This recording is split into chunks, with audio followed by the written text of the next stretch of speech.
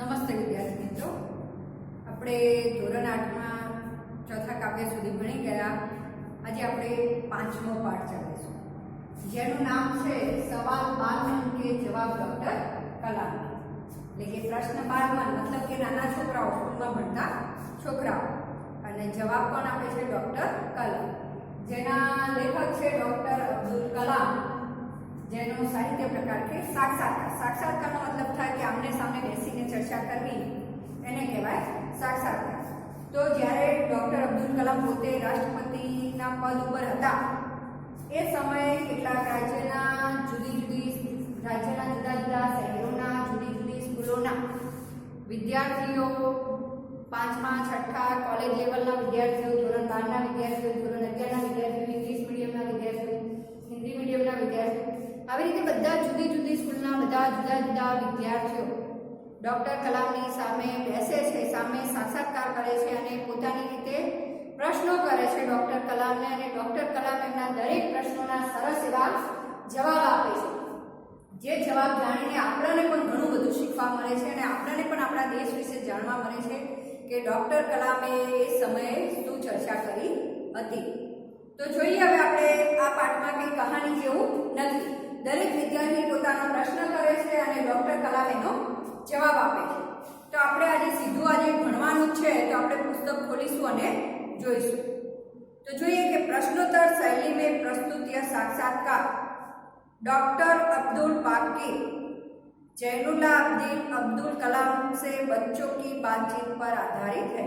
એટલે કે ડૉક્ટર કલામનું આટલું લાંબુ મોટું એવું નામ છે કે ડૉક્ટર અબ્દુલ પાકિર જૈનુલાબ્દીન અબ્દુલ કલામ. તો એમની સામે બચ્ચો એટલે કે નાના છોકરાઓ એમની સામે बातचीत કરે છે. यह बातचीत तब संपन्न हुई थी जब डॉक्टर कलाम राष्ट्रपति पद पर आसीन थे. એટલે કે આ बातचीत ત્યારે હતી કે જ્યારે ડૉક્ટર કલામ પોતે રાષ્ટ્રપતિ હતા. वे बच्चों की जिज्ञासाओं को तुरंत उत्तर देने के लिए सदैव तत्पर रहते. એટલે કે જ્યારે પણ છોકરાઓને જિજ્ઞાસાનો મતલબ થાય જાણવાની ઈચ્છા, એટલે કે કંઈ પણ જાણવાની ઈચ્છા થઈ હતી, કંઈ પણ પ્રશ્નો કર્યા હતા, એ બધા પ્રશ્નોનો જવાબ ડૉક્ટર કલામે આપ્યો હતો. તો જોઈએ પહેલો પ્રશ્નકર્તા કોણ છે. પ્રશ્નકર્તા એટલે પ્રશ્ન પૂછનાર વિદ્યાર્થી. આર અરવિંદ, કક્ષા 3, સેટ મેડલ સ્કૂલ, ચેન્નઈ.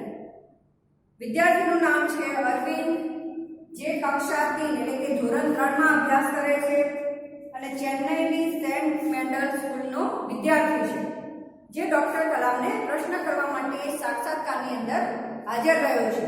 તેનો પ્રશ્ન છે, જોઈએ કે શું પ્રશ્ન કહે છે. क्या आप अपने बचपन की कोई यादगार घटना हमें सुना सकते हैं? શું પ્રશ્ન પૂછે છે ડૉક્ટર કલામને કે શું તમે તમારા બાળપણની કોઈ એવી યાદગાર ઘટના હોય કે જેમાંથી તમને કોઈ પ્રેરણા મળી હોય, એવી કોઈ યાદગાર ઘટના અમને સંભળાવી શકો? डॉक्टर कलाम एना प्रश्नનો जवाब આપે છે કે હા. कक्षा 5वीं के मेरे शिक्षक श्री शिव सुब्रमण्य अय्यर की एक बात मुझे याद है. कई कक्षाનું કહાની એ કહે છે, કયા કક્ષાની એ વાત કરે છે ડૉક્ટર કલામ જ્યારે 5મી કક્ષામાં ભણતા હતા ત્યારે એમના શિક્ષકનું નામ શું હતું? પ્રશ્ન પૂછાય કે डॉक्टर कलाम 5वीं कक्षा में थे तब उनके शिक्षक का नाम क्या था? तो श्री शिव सुब्रमण्य अय्यर. एक दिन कक्षा में वे हमें यह बात बता रहे थे कि कोई पक्षी कैसे उड़ता है. डॉक्टर कलाम કહે છે કે જ્યારે હું 5મી કક્ષામાં ભણતો હતો ત્યારે મારા એક શિક્ષક હતા શ્રી શિવ સુબ્રમણ્ય અય્યર, કે એક દિવસ અમને કક્ષા એટલે કે ધોરણની અંદર ક્લાસની અંદર એ સમજાવતા હતા કે પક્ષી કઈ રીતે ઉડે છે. उन्होंने हमें रामेश्वर के समुद्र तट पर ले जाकर इसका जीवंत उदाहरण दिया. ત્યારે એમના શિક્ષકે શું કર્યું હતું? એ પક્ષી કઈ રીતે ઉડે એ બતાવવા માટે રામેશ્વરના તટ ઉપર લઈ જાય છે, અને તટ ઉપર એટલે કે નદીના કિનારે પક્ષીઓ વધારે હોય છે, અને ત્યાંથી એમને બતાવ્યું જીવંત એટલે જીવતું જાગતું ઉદાહરણ બતાવ્યું કે જુઓ તમારી નજર સામે પક્ષીઓ કઈ રીતે ઉડે છે. वह ऐसी यादगार घटना थी जो मेरे मन मस्तिष्क में हमेशा के लिए बैठ गई. यादगार એટલે કે અવિસ્મરણીય એટલે કે જેને ક્યારેય ન ભૂલી શકાય એવી ઘટના. तो कि एवी घटना आती कि जे मस्तिष्क, मस्तिष्क मतलब के दिमाग,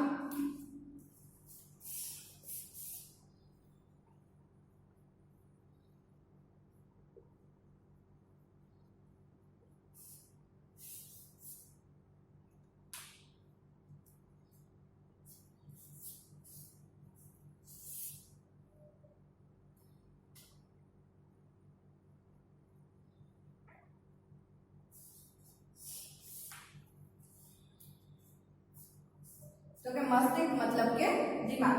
તો ડોક્ટર કલામ કહે છે કે મારા શિક્ષકે જે મને બતાવ્યું હતું કે પક્ષીઓ આકાશમાં કઈ રીતે ઉડે છે, તો એ મારા જીવનની એવી યાદગાર ઘટના હતી કે જેમાંથી મને કંઈક પ્રેરણા મળી હતી। શું પ્રેરણા મળી હતી?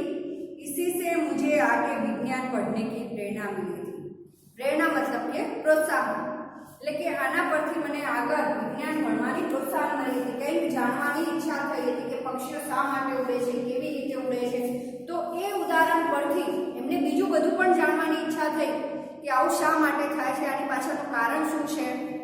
એટલે કે એ પરથી ડોક્ટર કલામને વિજ્ઞાન ભણવાની પ્રેરણા મળી, પ્રોત્સાહન મળ્યું કે એમને વિજ્ઞાનમાં વધારે પડતો રસ જાગ્યો હતો।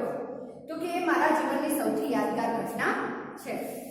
तो જ્યારે प्रश्न पूछाए कि डॉक्टर कलाम के जीवन की सबसे यादगार घटना कौन सी थी, तो ये प्रश्न नो जवाब आपसे कि जब डॉक्टर कलाम 5वीं कक्षा में पढ़ते थे तब उनके एक शिक्षक थे शिव सुब्रमण्य अय्यर, जिन्होंने रामेश्वर के समुद्र तट पर ले जाकर जीवंत उदाहरण दिया था कि पक्षी कैसे उड़ते हैं।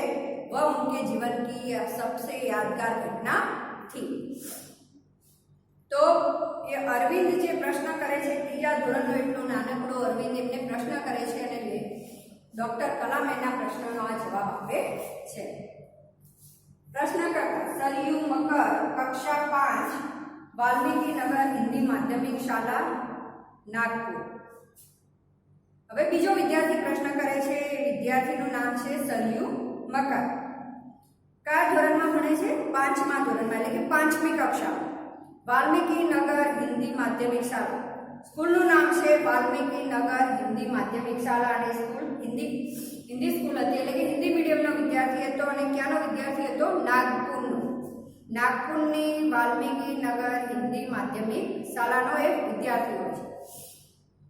बचपन में हमें किसी भाषा को प्रमुखता देनी चाहिए। प्रश्न करे છે 5મા ધોરણનો વિદ્યાર્થી डॉक्टर कलाम ने प्रश्न करे छे कि बचपन में, એટલે કે જ્યારે નાના હોઈએ ત્યારે અમારે કઈ ભાષાને સૌથી વધારે મહત્વ આપવું જોઈએ। ત્યારે ડોક્ટર કલામ એના પ્રશ્નનો સરસ એવો જવાબ આપે છે કે જોઈએ શું જવાબ આપે છે। मैंने स्वयं माध्यमिक शिक्षा तक की पढ़ाई अपने मातृभाषा के माध्यम से पूरी की।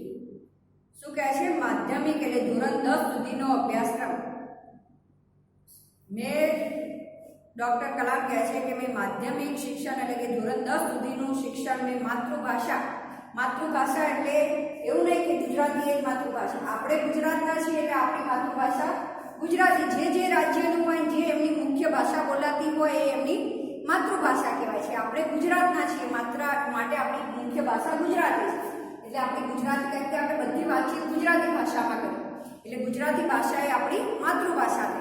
એટલે કહ્યું છે કે મેં મારી માતૃભાષામાં જ અભ્યાસ કર્યો છે।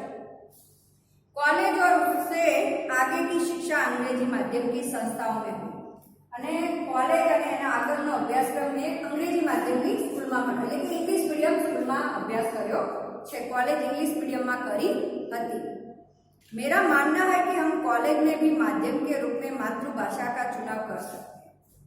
डॉक्टर कलाम कहे छे कि भले मैं पोते 10 સુધીનો અભ્યાસક્રમ માતૃભાષામાં કર્યો, એ પછી કોલેજનો અને આગળનો અભ્યાસક્રમ ઇંગ્લિશ મીડિયમમાં કર્યો, છતાં પણ ડોક્ટર કલામ એમ કહે છે કે મારું માનવું છે કે કોલેજનો અભ્યાસક્રમ પણ માતૃભાષામાં કરીએ તો વધારે સારું રહે છે। કેમ?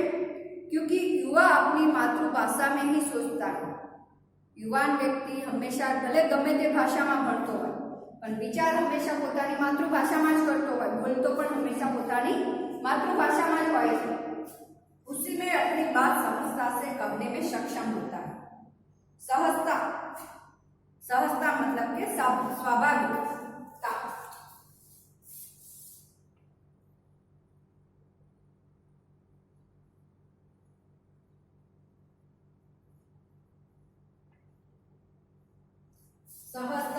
કે સ્વાભાવિકતા, સક્ષમ એટલે કે સમર્થ।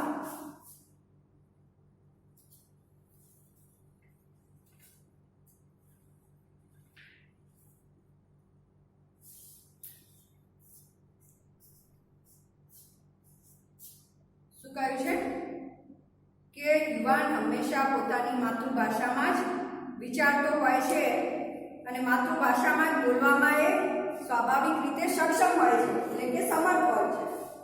पर इसमें कोई भी दो राय हमारे बीजा भी विचार है। राय लेके विचार कि वैश्विक स्तर पर संपर्क के लिए हमें अंग्रेजी जैसी एक संपर्क भाषा की नितांत आवश्यकता है। नितांत क्या?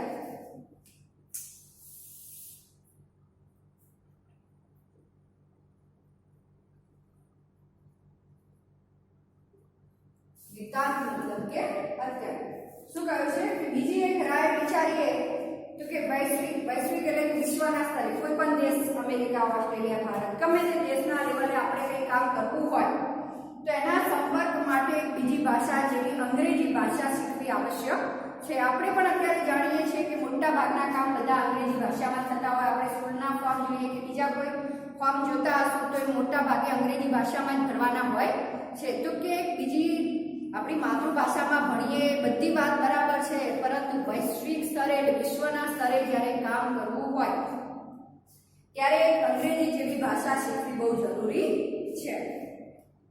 तो डॉक्टर कलाम नो जवाब हतो कि पोते धोरण 10 એટલે કે માધ્યમિક शिक्षा सुधी पोते मातृभाषा में ज अभ्यास कर्यो छे અને આગળનો કોલેજનો તેના પછીનો અભ્યાસક્રમ એમને अंग्रेजी माध्यम में कर्यो छे। छतांय डॉक्टर कलाम नुं कहेवुं छे कि कॉलेज में पण जो तमे अभ्यासक्रम मातृभाषा में करो तो वधारे सारुं। केम के कोई युवान व्यक्ति होय छे पोताना विचारो स्वाभाविक रीते रजू करवामां शक्ति कई भाषा में धरावे छे, पोतानी मातृभाषा में। એટલે કે हमेशा शिक्षण तो मातृभाषा में ज लेवुं जोईए, परंतु अंग्रेजी भाषा शीखवी पण એટલી જ जरूरी છે। કેમ કે અત્યારે વિશ્વ સ્તરે આપણે કોઈ પણ કામ કરવા જશું ત્યાં અંગ્રેજી ભાષાની જરૂર પડે છે। એટલે કે બીજી એક ભાષા પણ અંગ્રેજી જેવી ભાષા આપણે શીખવી જરૂરી છે। ત્રીજો પ્રશ્ન કરતા હવે જોઈએ કે ત્રીજો હર્ષ પટેલ જેનું નામ છે 5 કક્ષા 5 ચંદુલાલ વિદ્યા મંદિર મુંબઈ। હર્ષ પટેલ છે જે ધોરણ 5 નો વિદ્યાર્થી છે, જેનું નામ સ્કૂલનું નામ છે ચંદુલાલ વિદ્યા મંદિર, જે સ્કૂલ મુંબઈની અંદર આવેલી છે। મુંબઈનો વિદ્યાર્થી એટલે ડોક્ટર કલામ સાથે સાક્ષાત્કાર કરીને પ્રશ્ન કરે છે, यदि हम आपकी तरह बनना चाहे तो हमें क्या करना चाहिए। 5મા ધોરણનો વિદ્યાર્થી એમને પ્રશ્ન કરે છે કે જો અમારે તમારા જેવું બનવું હોય, તમે આટલા ઊંચા પદ સુધી કઈ રીતે પહોંચ્યા, અમારે તમારા જેવું બનવું હોય तो कई रीते बनी शकाय, अमारे शू करवू जोईए। डॉक्टर कलाम एनो जवाब सरस एवो जवाब आपे छे, जब आप युवा अवस्था में कदम रखें तभी आपको जीवन में लक्ष्य निर्धारित कर लेना होगा। लक्ष्य मतलब के ध्येय।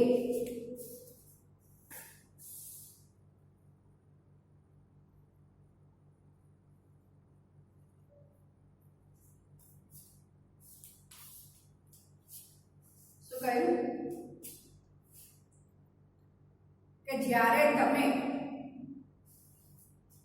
યુવા અવસ્થામાં હો ત્યારે તમારે જ્યારે તમે હવે યુવાન બનો, ધોરણ 10માં આવો એટલે કે 10મા પછી 16 વર્ષની ઉંમર પછી યુવાન બનવાની શરૂઆત થાય છે, એટલે કે તરુણાવસ્થા પછી। તો કે જ્યારે યુવાન બનો ત્યારે તમારું એક લક્ષ્ય નક્કી કરી લેવું જોઈએ કે તમે શું બનવા માંગો છો, કયા રસ્તે જવા માંગો છો, તમારે આગળ ભવિષ્યમાં જઈને શું કરવું છે, एक लक्ष्य नक्की कर लेवुं जोईए। हमेशा कुछ बड़ा सोचो, जैसे कि जैसे ही यह अनुभूति हो कि आप आखिर बनना क्या चाहते हैं, तभी से उस दिशा में प्रयास और श्रम प्रारंभ करो। शुं कह्युं कि हमेशा कई मोटुं विचार, क्यारे नानो लक्ष्य प्राप्त करो, लक्ष्य नक्की करो, पण लक्ष्य पण नानुं न होवुं, हमेशा लक्ष्य पण ऊंचू होवुं जोईए। जैसे ही यह अनुभूति हो कि आप आखिर बनना क्या चाहते हैं, तभी से उस दिशा में प्रयास और श्रम प्रारंभ करो। જ્યારે તમે નક્કી કરી લો કે ખરેખર હવે મારે ડૉક્ટર બનવું, એન્જિનિયર બનવું, જ્યારે એ નક્કી થઈ જાય ત્યારે તમારે એ દિશામાં સખત મહેનત કરવાનો પ્રયત્ન કરવાનો છે. લક્ષ્ય નક્કી કર્યું છે તો લક્ષ્ય સુધી પહોંચવા માટે સખત મહેનત કરવી જરૂરી હોય છે. તો ડૉક્ટર કલામ એમ કહે છે કે જ્યારે તમે એકવાર લક્ષ્ય નક્કી કરી દો તો પછી તમારે એ દિશા સુધી પહોંચવાનો પ્રયત્ન કરવાનો છે અને સખત મહેનત કરવાની છે. कहने का अर्थ है कि जी तोड़ मेहनत करो. શું કહે છે? કહેવાનો મતલબ છે કે જી તોડ મહેનત કરો. એક મુહાવરો છે, જી તોડ મહેનત કરના, બહુ જ્યાદા મહેનત કરના.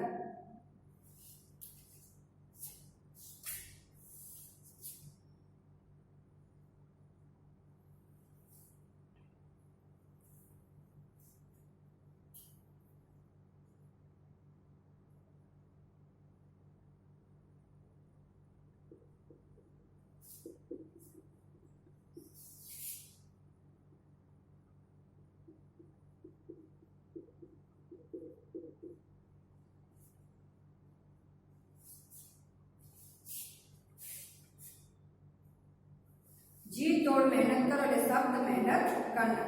કે જ્યારે તમે લક્ષ્ય નક્કી કરી દીધું પછી સખત મહેનત કરવાનું ચાલુ કરવું પડે. जो जो आप आगे की ओर बढ़ोगे आपका सामना बाधाओं तथा कठिनाइयों से होगा. શું કહ્યું છે કે જેમ જેમ તમે આગળ વધશો એમ એમ તમારો સામનો શાની સાથે થશે? બાધાઓ કે કઠિનાઈઓ, મતલબ કે મુશ્કેલીઓ સામે તમારે સામનો કરવો પડશે. કેમ કે કોઈ લક્ષ્ય સુધી પહોંચવા માટે એવું ના હોય કે એ લક્ષ્ય આપણને આસાનીથી પ્રાપ્ત થતું હોય છે. લક્ષ્ય સુધી પહોંચીએ છીએ ત્યારે રસ્તામાં ઘણી બધી મુશ્કેલીઓ આવતી હોય છે અને એનો સામનો કરીને આગળ વધવાનું હોય છે. એટલે કહ્યું છે કે જો આપ આगे की ओर बढ़ोगे आपका सामना बाधाओं तथा कठिनाइयों से होगा. बाधा मतलब कि मुश्किल, कठिनाई मतलब कि मुश्किल. आपको अपने अंदर दृढ़ साहस पैदा करना होगा. શું કહ્યું છે કે તમારે તમારી અંદર એક હિંમત લાવવાની છે કે લક્ષ્ય નક્કી કર્યું છે તો લક્ષ્ય સુધી પહોંચવાનું છે ને એના માટે મહેનત કરવાની છે તો કરવાની છે. समस्याओं को पराजित करने में महारत हासिल करनी होगी. समस्या मतलब के उलझन ने पराजित करवा माटे महारत मतलब के योग्यता.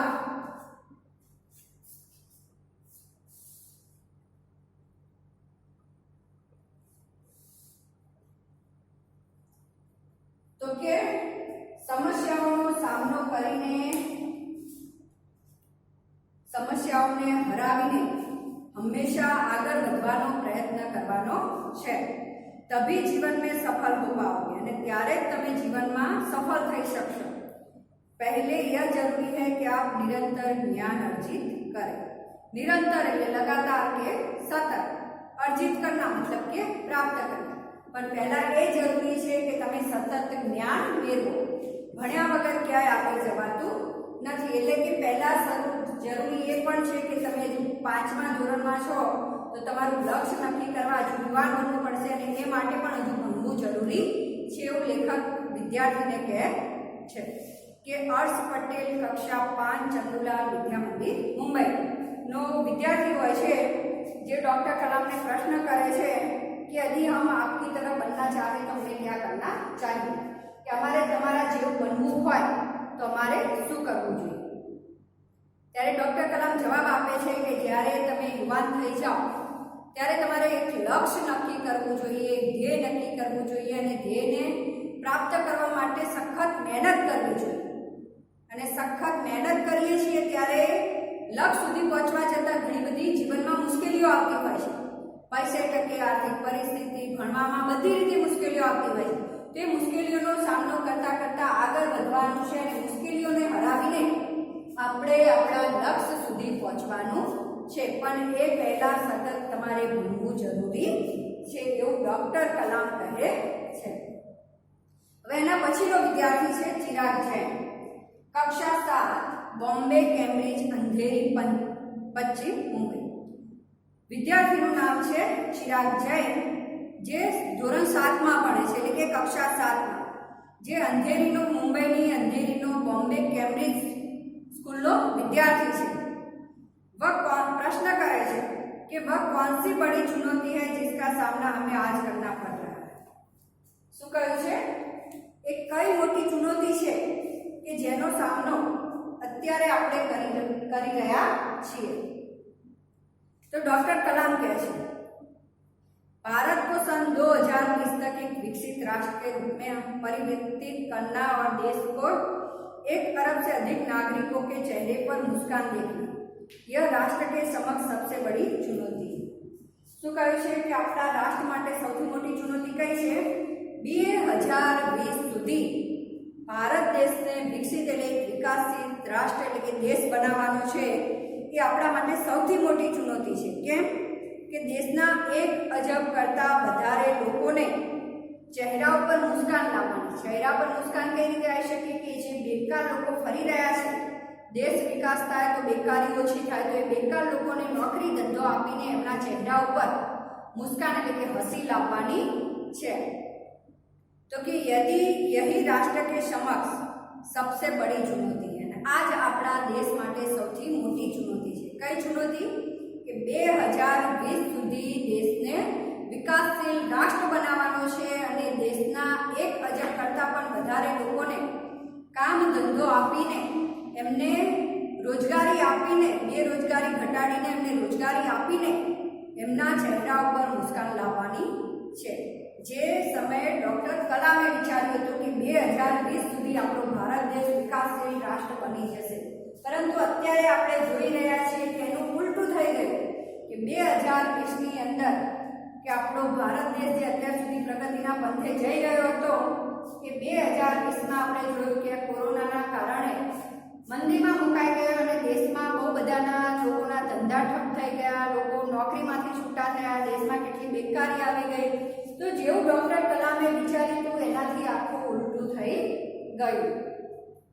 તો પણ આપણે પાઠ મુજબ તો પ્રશ્નનો જવાબ આ જ લખવાનો છે કે 2020માં सबसे बड़ी चुनौती कौन सी है जिसका सामना हमें आज करना पड़ रहा। तो एना माटे के ए समय आपणा माटे सौथी मोटी चुनौती ये हती कि 2020 सुधी भारत देशने विकासशील देश बनावવાનો છે અને 1 અજબ કરતા પણ વધારે લોકોના ચહેરા ઉપર મુસ્કાન લાવીને એમની બેરોજગારી દૂર કરીને એમને ખુશ કરવાના છે। આપણા માટે સૌથી મોટી ચુનૌતી છે। એના પછીનો પ્રશ્ન છે, પ્રશ્નકર્તા એટલે કે પ્રશ્ન પૂછનાર વ્યક્તિ છે હર્ષ ચાંડલ, કક્ષા 7, ડોક્ટર એસ રાધાકૃષ્ણ વિદ્યાલય, મલાડ, મુંબઈ। विद्यार्थीનું નામ છે હર્ષ ચાંડલ, ધોરણ 7નો વિદ્યાર્થી છે। એ મુંબઈના મલાડ એરિયાની સ્કૂલ છે राधाकृष्ण विद्यालय। प्रश्न करे छे कि आपकी दृष्टि में साहस की परिभाषा क्या है? परिभाषा मतलब कि व्याख्या।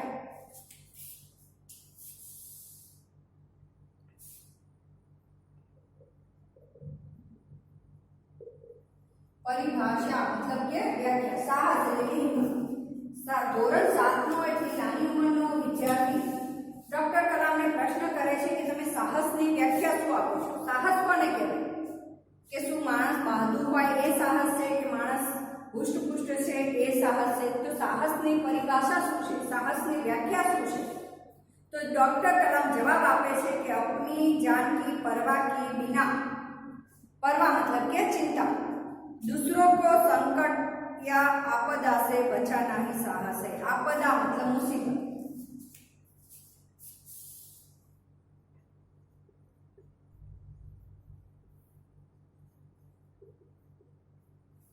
શું કહ્યું કે પોતાના જીવની પરવા ચિંતા કર્યા વગર બીજાને સંકટમાંથી બચાવે, મુસીબતમાંથી બચાવે એ માણસ સાહસી છે। કે કોઈ વ્યક્તિ પાણીમાં ડૂબી રહ્યું છે પણ હું એને બચાવવા જઈશ ને હું ક્યાંક મરી જઈશ, તો એવી ચિંતા કર્યા વગર એ વ્યક્તિ પાણીમાં કૂદીને પેલા વ્યક્તિને બચાવીને બહાર લાવે છે એને કહેવાય છે સાહસ, હિંમત કહેવાય છે। એટલે કે પોતે કોઈ બીજું મુસીબતમાં હોય જ્યારે એને બચાવવા માટે આપણી જાનની પણ પરવા ન કરીએ તો એને સાહસ કહેવાય છે।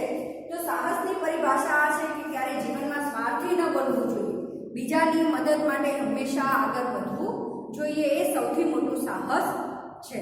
તો આપણે આજનો આ પાઠ આપણે આટલા સુધી રાખીશું. આના પછીનો પાઠ આપણે